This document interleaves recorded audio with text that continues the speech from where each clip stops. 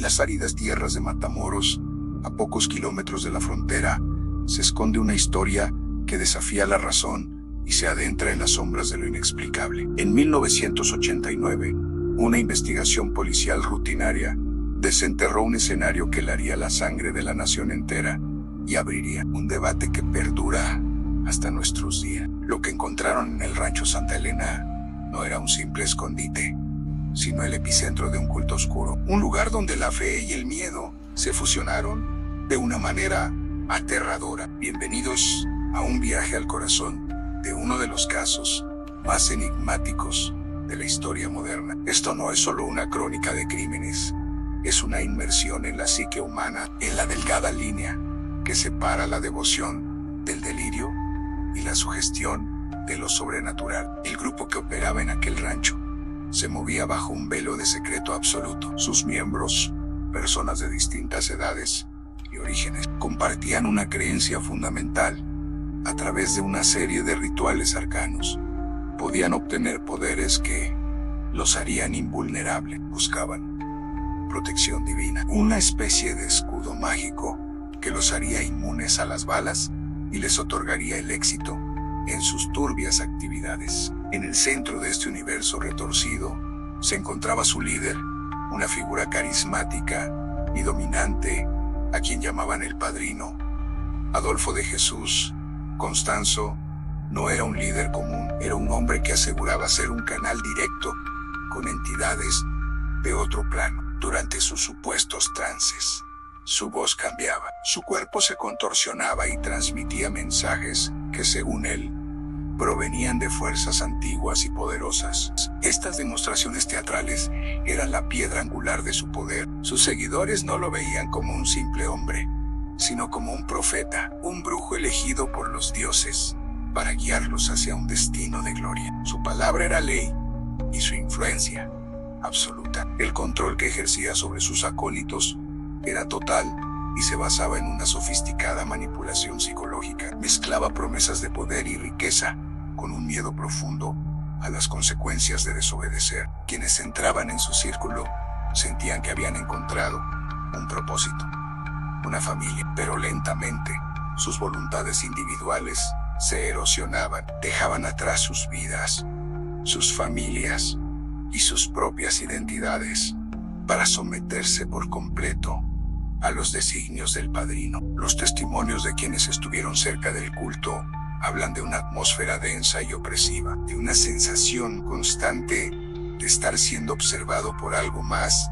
que ojos humanos. Las prácticas en el rancho eran un secreto celosamente guardado. Se llevaban a cabo en una pequeña choza de madera, un santuario improvisado al que llamaban Langanga. Dentro, el aire estaba cargado de incienso y del murmullo de rezos en lenguas extrañas. Los miembros participaban en ceremonias que duraban horas, a menudo hasta el amanecer. Durante estos ritos, el líder entraba en sus presuntos estados de trance, dictando órdenes y profecías que sus seguidores acataban sin dudar. La promesa de invencibilidad era tan fuerte que la lógica y el instinto de conservación quedaban completamente anulados. Quienes lograron escapar o fueron testigos de los eventos describen una extraña pérdida de voluntad. Sentían como si una fuerza externa los estuviera guiando, como si sus acciones ya no fueran propias. Hablan de una energía colectiva que envolvía al grupo, una especie de histeria compartida que los mantenía unidos y obedientes. Algunos relatos incluso se atreven a mencionar la palabra posesión, no en el sentido de un solo individuo, sino como una influencia que se apoderó de todo el grupo, nublando su juicio y empujándolos a actuar en contra de su propia naturaleza. ¿Era simple sugestión masiva o algo más oscuro estaba en juego? Cuando las autoridades finalmente intervinieron, el mundo quedó horrorizado. Pero más allá del impacto inicial, el caso de Matamoros dejó una serie de preguntas inquietantes que resuenan hasta hoy. ¿Cómo es posible que un grupo de personas aparentemente normales se sometiera a tal grado de control? Aquí es donde el análisis se divide en dos caminos. La primera perspectiva, la racional y psicológica, apunta a un caso extremo de fanatismo y manipulación mental. El líder, un maestro del engaño, con un profundo conocimiento de la psique humana, utilizó técnicas de secta para crear una dependencia absoluta. Aisló a sus seguidores del mundo exterior, redefinió su realidad y los bombardeó con una mezcla de miedo y recompensa. En este escenario, los trances eran una actuación, los rituales, un teatro macabro, y la supuesta protección sobrenatural, una ilusión diseñada para mantener el control. Los miembros del culto no estaban poseídos, sino atrapados en una red de abuso psicológico tan poderosa que anuló su capacidad de pensar por sí mismos. Sin embargo, existe otra interpretación, una que se atreve a cruzar la frontera de lo conocido y se adentra en el terreno de lo paranormal. Esta visión sostiene que las creencias del grupo no eran solo supersticiones. Argumenta que, al practicar rituales oscuros de manera tan intensa y convencida, realmente abrieron una puerta a influencias que no podían controlar.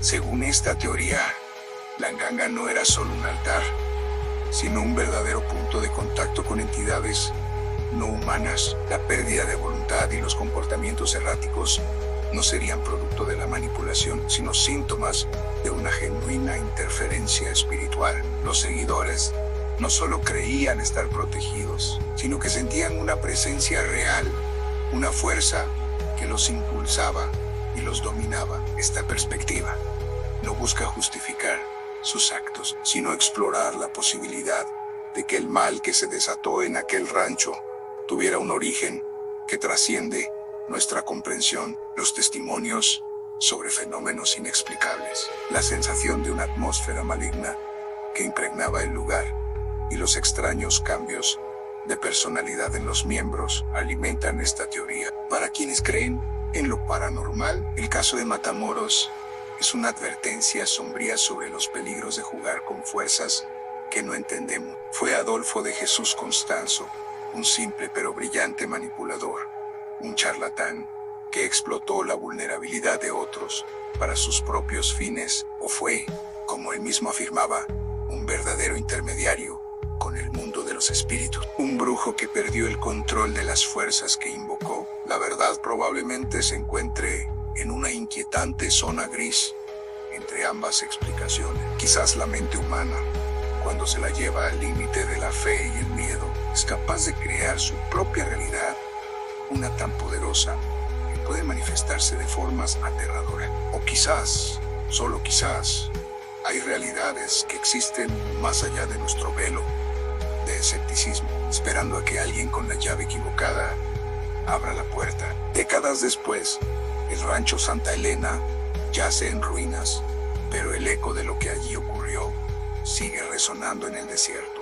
La historia de los narcos satánicos de Matamoros no es solo un capítulo oscuro de la crónica policial, es un espejo que nos obliga a confrontar los misterios de la mente, el poder de la creencia y la perturbadora posibilidad de que no estamos solos en el universo. Las preguntas siguen abiertas, flotando en el aire polvoriento de Matamoros, un recordatorio perpetuo de que las sombras más profundas a menudo se esconden a plena vista. Gracias por acompañarnos en este viaje a lo desconocido. Si esta historia te ha intrigado, no olvides suscribirte y activar las notificaciones para no perderte nuestros próximos documentales. Nos vemos en el siguiente misterio.